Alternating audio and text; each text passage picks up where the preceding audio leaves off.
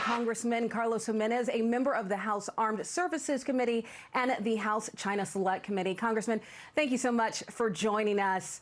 What do you think prompted the change of heart from some Democrats to support declassifying intelligence on the origins of COVID-19? I mean, well, how could you not want to declassify that information? What are they trying to hide? And so I'm glad that that we voted in unanimous fashion to declassify the information. The American people have the right to know where that virus came from, and actually also the Chinese people have a right to know where that virus came from. Look, China is intent on hiding it because I think that in fact that virus was released from that lab.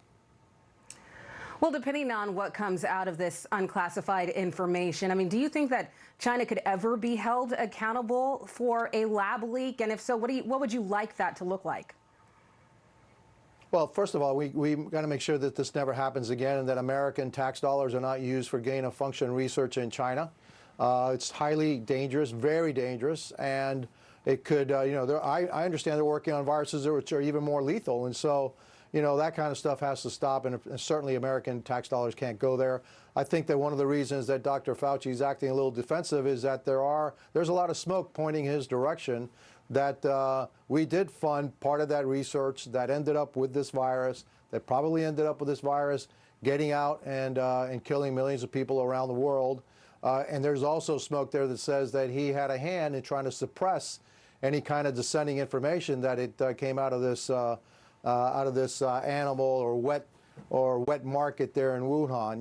It really is crazy to think that if you have a theory that says that that it came out of a lab that originated from a lab that was in the city that it originated from, that somehow it's crazy.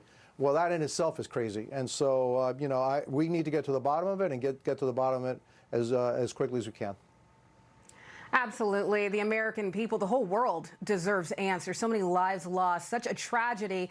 Just want to broaden this out here. Can you talk a little bit more about this committee and how it's largely unified over making sure that China doesn't continue to do horrible things? Look, we're going to be branching out into all kinds of different areas where China is posing a threat not only to America but to the rest of the world, the rest of the freedom-loving world. China is our greatest threat, probably the greatest threat of my lifetime. Why? Even more so than the Soviet Union. Why? Because they actually have the economic power. And we know what they're doing with their military and how they're expanding it. They want to be the greatest military and economic power by the year 2049. And believe me, you don't want to live in a world that's dominated by the Communist Chinese Party. That's what this committee is about. What America needs to do, what the world needs to do in order to, thwart this threat that we're facing from the Communist Chinese Party. All right, and I just want to switch gears here because this fentanyl crisis out of hand. You had the Mexican president this week saying that it's not produced, fentanyl is not produced in their country, even though there's ample evidence to the contrary. What do you think that says about the Mexican president? I mean, are you concerned about our efforts to coordinate with them to get this crisis under control when he's denying that it's even produced in his country?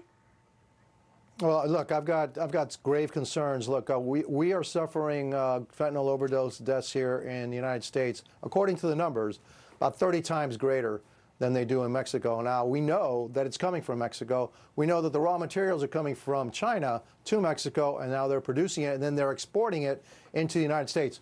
100,000 people are dying every year from this, and we've got to do something to stop it. Now, if the Mexican government doesn't stop it, I'm joining other congressmen and Congress people saying, hey, we got to do something about it. It's our duty to protect Americans, and 100,000 Americans are dying from this every single year, and that president